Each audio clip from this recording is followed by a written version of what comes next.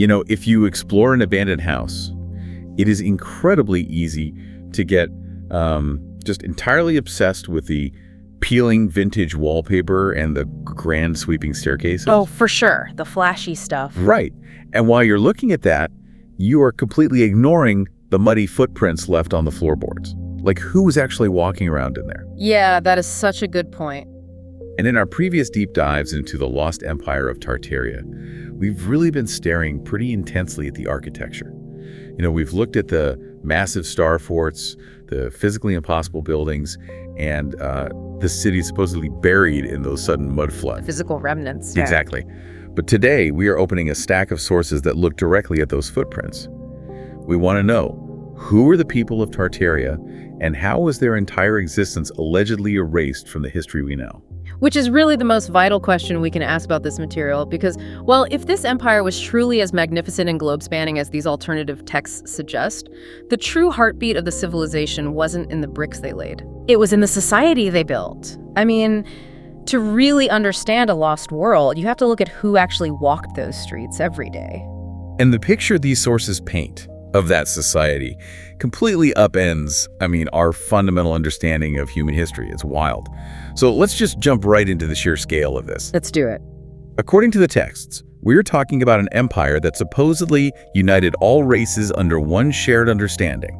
They supposedly spoke a single universal language, and they flew a unified flag that featured a very specific symbol, the griffin. Yes, the griffin flag. It comes up a lot. It does, but the detail that really caught me off guard wasn't the flag, and it wasn't even the single language. It was their supposed obsession with leisure. Yeah, the materials place a massive, massive emphasis on entertainment and living in harmony with nature. Which sounds nice, but they take it to an extreme. They really do. We aren't just talking about a few local fairs here. The texts point to the grand, incredibly ornate world's fairs of the 19th and early 20th centuries. And they claim there were over 300 major amusement parks across the United States alone during this era. Wait, 300 major amusement parks? Just in the U.S., yeah. When I read that, I pictured this beautifully orchestrated global block party. You have a universal language, you have these majestic griffin flags flapping in the wind, and there were just Ferris wheels and pavilions and massive garden spaces everywhere you look. It paints a very idyllic picture. It does, but okay, let's unpack this a bit. Because as I'm reading this, my skepticism definitely kicks in. Naturally. Having one language and hundreds of amusement parks sounds like an absolute utopia. But human nature is notoriously messy. It's selfish. It's chaotic. Oh, absolutely. So how do the sources claim you actually maintain order in a global society of that magnitude without it inevitably descending into total chaos or, requiring a massive police state? Well, if we connect this to the bigger picture, the sources argue that true harmony on a global scale doesn't just happen by accident. And it certainly isn't maintained by casual goodwill. Right. People aren't just naturally behaving perfectly all the time. Exactly. A utopia cannot exist in a vacuum. It requires an incredibly strong, universally accepted social framework. So, to prevent that chaos you mentioned, they relied on a structure that everyone implicitly trusted, which leads us directly into how this society was allegedly governed. And the texts make it very, very clear that this governance was definitely not a democracy. No, far from it. The massive scale of Tartarian leisure and harmony was held together by what a modern person would consider a highly rigid, top-down societal structure. It was built entirely around kings and czars. Yeah, the records in the sources specifically mention Tartary kings and Russian Tartarian royals actively ruling from around 1850 all the way up to 1914.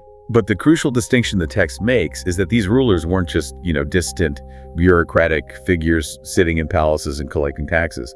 Right. They weren't just figureheads. Exactly. They acted as the literal functional skeleton of the entire society. And that skeleton analogy is key. If they are the skeleton, they aren't necessarily the muscle doing the heavy lifting or the daily labor. But without them, the entire social body just collapses into a puddle. It just falls apart. Right. And the sources go into fascinating detail about how that skeletal structure was made visible in everyday life. In Tartaria, order wasn't just enforced by laws on a piece of paper. It was strictly, almost obsessively visual. Like how you presented yourself. Yes. Yeah. Your posture, your body language, the specific layers of your clothing, and even the exact type of headgear you wore instantly communicated your class. It told people your background and your role the second they looked at you. Which, to a modern sensibility, that sounds suffocating. I mean, we currently prize the illusion of a classless society, right? Right. Where a billionaire tech CEO and a college student both wear the exact same gray t-shirt and jeans. Yeah, the Silicon Valley uniform. Exactly. So the idea that your clothing permanently brands your social standing, it feels oppressive. It feels like an aggressive caste system. It does, but that is not how the source material frames it at all.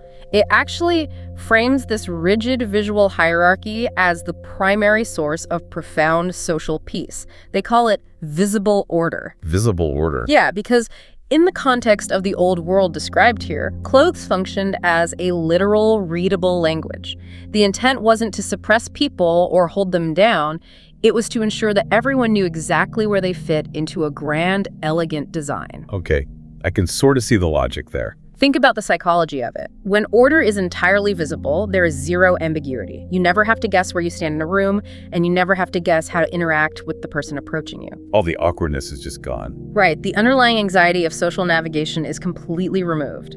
According to the text, that visible order allowed for a highly stylized, deeply respectful, and ultimately peaceful way of living. But see, if this society was obsessed with a rigid, top-down visual order enforced by kings and czars, my immediate assumption is that it must have been an incredibly restrictive, patriarchal place. Which is what you would expect from the 19th century. Yeah. Did this visible order mean women were completely marginalized? Because the sources claim Tartaria completely subverted that expectation. They really did. The contrast drawn in the documents is genuinely striking. In our traditional historical narratives of that era, women are often relegated to the background, tightly controlled by chaperones, escorts, and endless societal limitations. Trapped in the house, basically. Right. But in the Tartarian framework presented here, women possess immense elegance and, surprisingly, immense independence. Here's where it gets really interesting. The documents specifically state that women in Tartaria could ride horses or walk outside at night entirely without escort. Completely alone. That is a massive departure from the Victorian norms we are usually taught about. And it goes further than just taking a midnight stroll. The texts claim they actively took on military roles. Which presents a fascinating paradox for a society built on the concept of visible order. It is a huge paradox. You have strict visual hierarchies, but you simultaneously empower women to be unescorted night riders and warriors. Yeah, it breaks the mold entirely. And the text links this directly to legends that most of us grew up believing were pure fictional mythology. It mentions Queen Calafia. Oh, this part is fascinating. For you listening, if you don't know the myth, Queen Calafia was a powerful warrior queen who supposedly ruled over a land called California. And this land was described as being full of gold and, interestingly enough, guarded by griffins. The griffin, again, being the national symbol of Tartaria on their unified flag. The text uses these myths not as fun folklore, but as literal, surviving historical evidence of Tartarian society. And they also tie this to the legends of the Amazons, framing them as the actual historical origins of the Wonder Woman archetype. But it wasn't just about their ability to fight, right? No, not at all. The sources put a massive emphasis on how these women dressed. It states their complex, heavily layered clothing wasn't mere luxury or vanity. It was proof of their dignity and evidence of an unhurried, deeply purposeful life. That word unhurried is so vital to understanding their argument. How so? Well, in a modern context, we value speed, efficiency, and convenience. Fast fashion, zip-up jackets, things you can throw on in 30 seconds. The gray t-shirts again. Exactly. Layered, complex clothing requires time. It requires a society that actually values the ritual of preparation. Women in Tartaria, according to these sources, were considered the keepers of the civilization's form. Oh, the keepers of the form. So their independence, whether they were riding alone at night or fighting as warriors, wasn't some kind of rebellion against the established order? No, not at all. It was a fundamental pillar of keeping that order alive. Exactly. They maintained the dignity, the aesthetic, and the physical protection of the realm. Their elaborate dress was a daily walking manifestation of the empire's grace. They didn't need escorts because their role within the visible order commanded absolute respect. Wow. But That brings us to the darkest and really the most complex part of these documents, because if this society was so empowering, so harmonious, and so deeply anchored by this visible order, how on earth was it dismantled? Yeah, how does a utopia fall? The sources suggest it wasn't just defeated by armies on a battlefield. It was dismantled by actively rewriting human identity and history from the ground up. And this is where the claims get very, very deep. They do. Now, before we get into this next section, I want to pause and be very clear with you, the listener.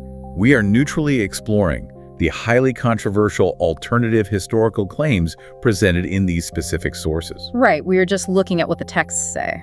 Yes, we are not endorsing them as established facts, but we are looking closely at the mechanics of what the text is arguing to understand the full scope of this Tartarian theory.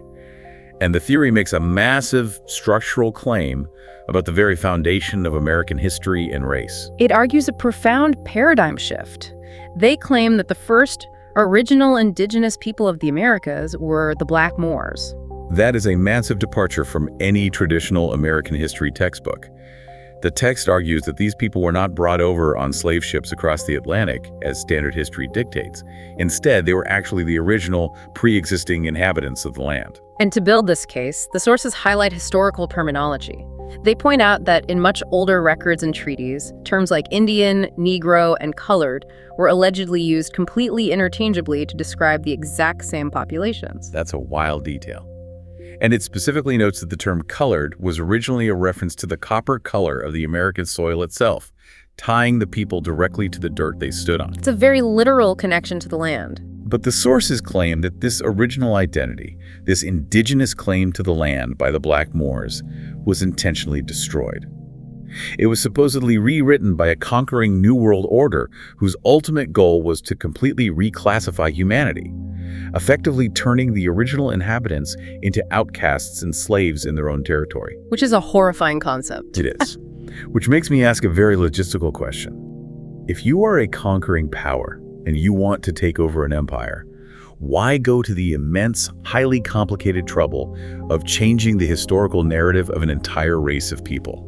Yeah. Why not just claim the land, plant your flag, and be done with it? What's fascinating here is how the sources understand the mechanics of power.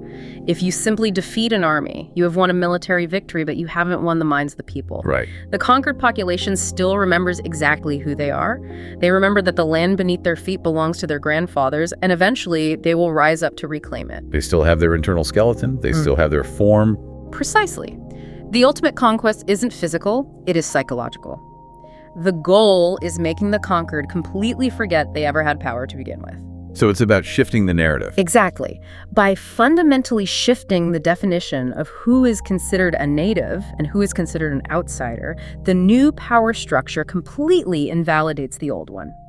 If you can successfully convince a population that they were brought here as captives from across an ocean, rather than being the original masters of the domain, you don't just steal their land. You steal their past. You steal their ancestral memory. You steal their inherent right to rule themselves. It is a chillingly effective strategy.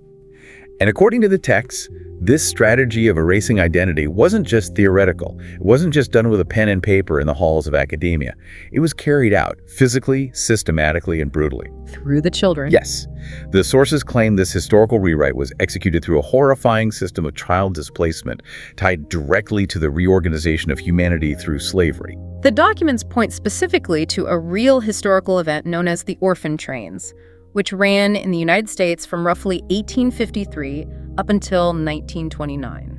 And the numbers they provide are staggering. Over 250,000 children in America were taken. 250,000 kids. According to the text, these children were stripped of their birth certificates, given entirely new names, and sent off on trains across the country, allegedly to be used for slave labor. So not a charity program at all. No. The text argues this wasn't an act of misguided charity or social welfare, but a deliberate mechanical process to completely sever the roots of the old Tartarian civilization. It's a complete reset of the population. When I was reading this part, my mind immediately went to how a computer works. Yeah. It's exactly like wiping a computer's hard drive. Oh, that's a good way to put it. The orphan trains were the formatting process. By taking 250,000 children and stripping their names, they were completely erasing the metadata of an entire generation. Without that metadata, those kids couldn't ever trace their roots, their lineage, or their connection to the old royal empire. That analogy captures the alleged mechanism perfectly. You delete the metadata and the file has absolutely no origin. It can be categorized however the new user sees fit. Exactly. But the remarkable thing about this Tartarian theory is that it claims the formatting process wasn't entirely successful. Not all the files were completely deleted. Some of it slipped through. Right. Despite this massive reclassification of humanity, the forced renaming, and the severing of family lines, evidence of the old world's dignity survived in the most unexpected, everyday place. In fashion. Which honestly sounds crazy until you hear the explanation. It's deeply profound when you really look at the evidence they present. The sources point to the way people continued to present themselves in public spaces, even after the empire had allegedly fallen. Yeah, they point to photographs from the early 1900s, specifically photos of average people at the beach. And if you look at these archival photos, you see people standing on the sand right near the crashing waves, wearing full three-piece wool suits. It's so jarring to see. You see women in long, heavy, incredibly elaborate layered dresses. They're wearing formal hats right on the shoreline. To a modern viewer looking at those photos on the internet, it looks absurd. We think, why on earth are they wearing formal wool suits to the ocean? Don't they know they're going to sweat? Exactly. We judge it by the metric of modern convenience. Yeah. But within the context of the sources, those old beach photographs, those are the undeleted files left behind on the hard drive. The remnants of the old world. Yes. The text argues it wasn't about practicality or lacking breathable fabrics. It was a defiant declaration. Fashion, for these survivors of the old world, was a walking art form. It was a declaration of human dignity that they absolutely refused to let go of. The contrast the sources draw here is genuinely haunting. On one hand, you have this conquering New World Order literally reclassifying the human race, creating entirely new racial categories, and using a massive network of trains to systematically erase the identities of hundreds of thousands of children. A total erasure. But on the other hand, the remnants of the Tartarian culture were engaging in a silent, incredibly stubborn protest. By simply dressing up. Yes. By adamantly refusing to give up their formal cultural language of dress. Even at the beach, even when their grand architecture was supposedly buried in mud and their empire had fallen, they held on to that concept of visible order. They wouldn't let it go. It was their physical way of saying, you may have taken our cities and you may have rewritten the history books so we don't know our own names, but we will not surrender our form, we will not become casual, and we will not become undignified. So what does this all actually mean for us? When we step back and look at this massive stack of alternative history, what is the core realization? What's the takeaway? Yeah. To me, it means that cities and buildings, the grand star forts, the massive towers, the architecture we talked about in previous deep dives, they can fall in a single night from a flood, a fire, or a bomb. But a culture dies much, much slower. Because a culture doesn't live in the bricks. It lives in the habits, the deeply ingrained rituals, and the minds of the people. The true destruction of Tartaria, according to these fascinating texts, wasn't the physical mud floods that buried their ornate buildings. The real apocalypse was a systematic, highly calculated campaign to make people forget how to be themselves. The forgetting was the weapon. Yes, it was the forced forgetting of their real names through the orphan trains, the loss of their universal language, the erasure of their royal lineage, and the dismantling of their visible dignity. They didn't just lose a massive globe-spanning war, they literally lost the memory of who they were. This raises a profoundly unsettling question, and it's one I'd like you, the listener, to really sit with as you go about your day. Oh, absolutely. When you look at your own life, your own identity, and your own family history, how much of what we consider to be our fundamental identity is just the narrative we've been handed by the current era? That's a good question. How much of your reality is an absolute verifiable truth, and how much is simply the metadata that hasn't been erased yet? That is a heavy thought to carry with you. But before we wrap up, I have to tease one final concept that is buried at the very end of the source documents. Oh, the big one. The big one. Because we've spent this entire deep dive talking about how the people of Tartaria were erased, how their history, their race, their names, and their societal reality were entirely rewritten by a conquering power to make them forget their own majesty. Which is a staggering claim of historical deception, if even a fraction of it were true. It is. But what if the physical reality of the planet itself was rewritten too? It is the absolute logical extreme of this entire theory. It really is. I want to leave you with a final thought to ponder until our next deep dive. If a conquering power could successfully erase an entire global empire, if they could literally hide 300 major amusement parks from the historical record and successfully rewrite the ancestry of the human race using a network of orphan trains. Which is already a lot to swallow. Right. If they could do all of that, could they also convince humanity that the very shape of the Earth they live on is entirely different from what the Tartarians believed? That changes It changes everything, because maybe the biggest secret isn't who lived in that abandoned house we talked about at the beginning. Maybe the biggest secret is the foundation the house was actually built on. Such a great point. Keep looking for those muddy footprints, you endlessly curious learner. We'll see you next time on The Deep Dive.